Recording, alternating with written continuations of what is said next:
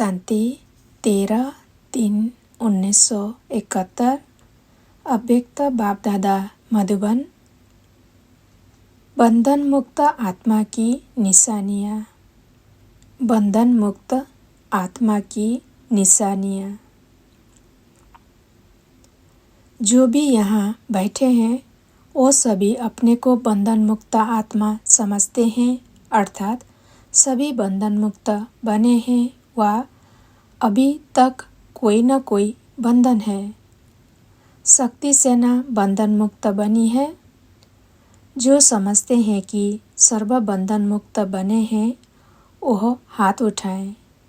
Service के कारण निमित्त मात्र रहे हुए हैं वह दूसरी बात है, लेकिन अपना बंधन खत्म किया है।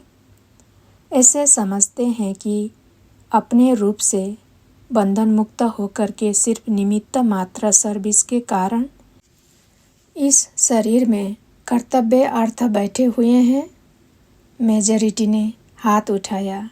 जिन्होंने भी हाथ उठाया वह कभी संकल्प मात्र भी संकल्प व शरीर के परिस्थितियों के अधीन व संकल्प में थोड़े समय के लिए भी परेशानी व उसका थोड़ा भी लेस मात्र अनुभव करते हैं व उससे भी परे हो गए हैं।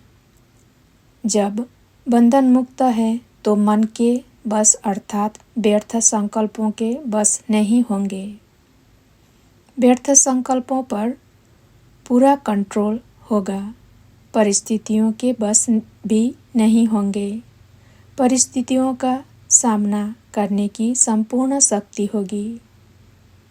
जिन्होंने हाथ उठाया वह ऐसे हैं। तो इन बंधनों में भी अभी बंधे हुए हैं ना। जो बंधन मुक्त होंगे उनकी निशानी क्या होगी? जो बंधन मुक्त होगा वो सदैव योग युक्त होगा। बंधन मुक्त की निशानी है योग युक्त। और जो योगी होगा ऐसे योगी का मुख्य गुण कौन सा दिखाई देगा? जानबूझ करके बुद्धि का खेल कराते हैं। तो ऐसे योगी का मुख्य गुण व लक्षण क्या होगा? जितना योगी उतना सर्व का सहयोगी और सर्व के सहयोग का अधिकारी स्वतः ही बन जाता है। योगी अर्थात सहयोगी। जो जितना योगी होगा उतना उसको सहयोग अवश्य ही प्राप्त होता है। अगर सर्व के सहयोग प्राप्त करना चाहते हो तो योगी बनो। योगी को सहयोग क्यों प्राप्त होता है? क्योंकि बीज से योग लगाते हैं। जो बीज से कनेक्शन अथवा स्नेह होने के कारण स्नेह का रिटर्न सहयोग प्राप्त हो जाता है। तो बीज से योग लगाने वाला, बीज को स्नेह का पानी देने वाला सर्व आत्माओं द्वारा सहयोग रूपी फल प्राप्त कर लेता है। जैसे साधारण वृक्ष से फल की प्राप्ति के लिए क्या किया जाता है, वैसे ही जो योगी है उसको एक एक से योग लगाने की आवश्यकता नहीं होती। एक एक से सहयोग प्राप्त करने की आशा नहीं रहती। लेकिन एक बीज से योग अर्थात कनेक्शन होने के कारण सर्व आत्माएं अर्थात पूरे वृक्ष के साथ कनेक्शन हो ही जाता है। तो कनेक्शन का अटेंशन रखो। तो सहयोगी बनने के लिए पहले अपने आप से पूछो कि कितना और कैसा योगी बना हूँ। अगर संपूर्ण योगी नहीं तो संपूर्ण सहयोगी नहीं बन सकते। न सहयोग मिल सकता है। इतनी भी कोई कोशिश करे परंतु बीज से योग लगाने के सिवाय कोई पत्ते अर्थात किसी आत्मा से सहयोग प्राप्त हो जाए यह हो नहीं सकता। इसलिए सर्व के सहयोगी बनने व सर्व का सहयोग लेने के लिए सहज पुरुषार्थ कौन सा है? बीज रूप से कनेक्शन अर्थात योग। फिर एक एक से मेहनत कर प्राप्त करने की आशा समाप्त हो जाएगी, मेहनत से छूट जाएंगे। शॉर्टकट रास्ता यह है, अगर सर्व का सहयोगी सदा योग युक्त होंगे तो बंधन मुक्त भी जरूर होंगे, क्योंकि जब सर्व शक्तियों का सहयोग, सर्व आत्माओं का सहयोग प्राप्त हो जाता है तो ऐसी शक्ति रूप आत्मा के लिए कोई बंधन काटना मुश्किल होगा। बंधन मुक्त होने के लिए योग युक्त होना है और योग युक्त बनने से स्नेह और सहयोग युक्त बन जाते हैं। तो ऐसे बंधन मुक्त बनो। सहज सहज करते भी कितना समय लग गया है। ऐसी स्थिति अब जरूर होनी चाहिए। जो बंधन मुक्त की स्थिति सुनाई कि शरीर में रहते हुए सिर्फ निमित्त ईश्वरीय कर्तव्य के लिए आधार लिया हुआ है, अधीनता नहीं, निमित्त आधार लिया है। जो निमित्त आधार शरीर को समझेंगे वह कभी भी अधीन नहीं बनेंगे। निमित्त आधार मूर्त ही सर्व आत्माओं के आधार मूर्त बन सकते हैं। जो स्वयं ही अधीन है वह उद्धार क्या करेंगे। इसलिए सर्विस की सफलता भी इतनी है जितनी अधीनता से परे हरेक है। तो सर्व की सफलता के लिए सर्व अधीनता से परे होना बहुत जरूरी है। इस स्थिति को बनाने के लिए ऐसे 2 शब्द याद रखो जिससे सहज ही ऐसी स्थिति को पा सको। वो कौन से 2 शब्द हैं? जब बंधन मुक्त हो जाएंगे तो जैसे टेलीफोन में 1-2 का आवाज़ कैच कर सकते हैं, वैसे कोई के संकल्प में क्या है वो भी कैच करेंगे। अभी अर्जुन बन रहे हो, इसलिए सोचना पड़ता है। 2 शब्द हैं, एक साक्षी और दूसरा साथी। एक तो साथी को सदैव साथ रखो, दूसरा साक्षी बनकर हर कर्म करो।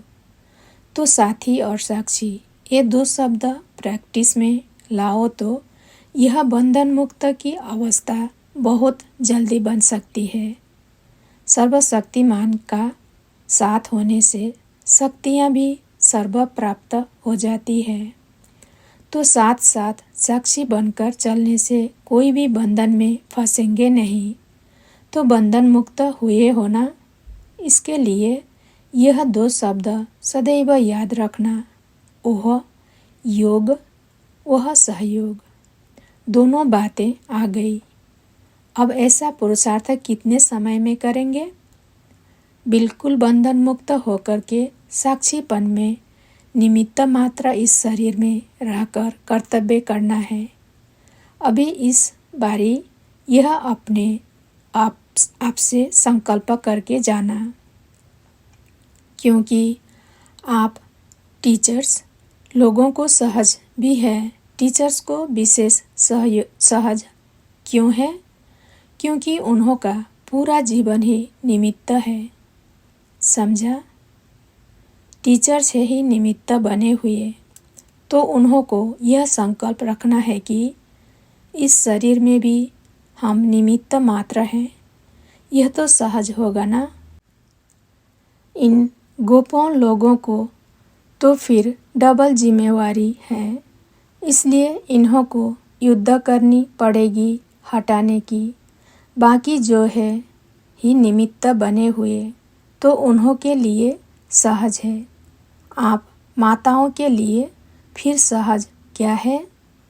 जैसे उन्हों को इस विशेष बात के कारण सहज है, वैसे आप लोगों को भी एक बात के कारण सहज है।